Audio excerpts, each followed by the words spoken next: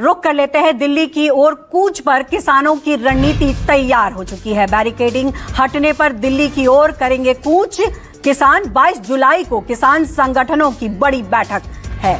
200 से ज्यादा किसान संगठन बैठक में लेंगे हिस्सा।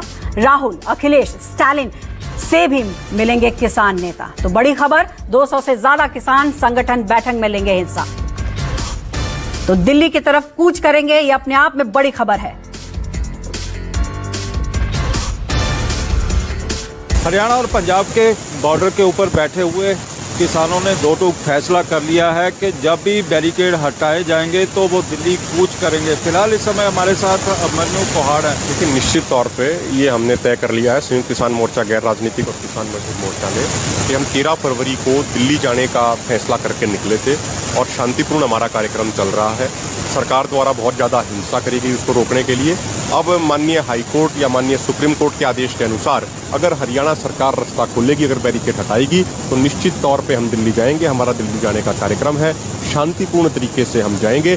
और मैं तो ये कहना चाह रहा हूँ, जिस तरीके से माननीय हाईकोर्ट के फैसले के खिलाफ हरियाणा सरकार सुप्रीम कोर्ट गई है, तो जो हमारे व्यापारी साथी हैं जो पिछले लंबे समय से शिकायत कर रहे थे कि भाई रास्ता क्यों बंद है, और हम बार बार उनको ये कह रहे थे कि रास्ता हमने नहीं, रास्ता तो सरकार ने बंद किया हुआ है, तो ये अब क्लियर हो गया है। उनके सामने भी ये स्थिति स्पष्ट हो गई है कि रास्ता वाकई में भारतीय जनता पार्टी की सरकार ने बंद किया है। और अब व्यापारी भाइयों को भी जोरदार तरीके से एक मोर्चा भाजपा सरकार के खिलाफ लगाना चाहिए और ये मांग करनी चाहिए कि व्यापारियों का जो नुकसान हुआ है, जो किसानों का नुकसान हुआ है, उसकी भरपाई भारतीय जनता पार्टी करे।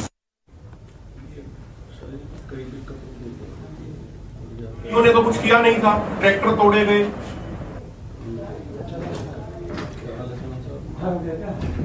तो 3 तस्वीरें आप देख रहे हैं यहाँ पर। हरियाणा मांगे हिसाब।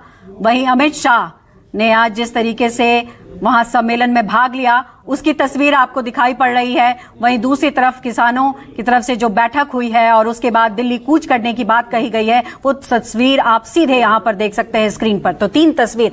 हरियाणा चुनाव को देखते हुए सियासी हलचल हरियाणा में अब तेज हो चुकी है। चाहे किसान हो, चाहे नेता, तमाम लोग पूरे दमखम के साथ अब इस वक्त दिखाई पड़ रहे हैं।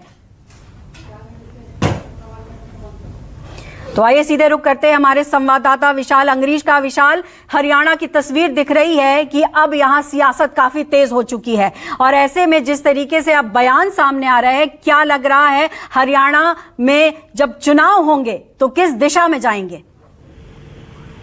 देखिए, अभी कुछ नहीं कहा जा सकता कि हरियाणा में जो चुनाव होंगे वो किस दिशा में जाएंगे, लेकिन जिस तरह से एक बार फिर से हरियाणा में किसानों का मुद्दा गर्माता ही चला जा रहा है, और यही कारण है कि कल भी हरियाणा में किसानों ने एक प्रोग्राम दे दिया है जो नवदीप जलबेड़ा था, जिसको हरियाणा पुलिस ने हिरासत में ले लिया था। उसको छुड़वाने के लिए कल हरियाणा में ही जो किसान होंगे हरियाणा और पंजाब के, वो एसपी दफ्तर का घेराव भी करने जा रहे हैं।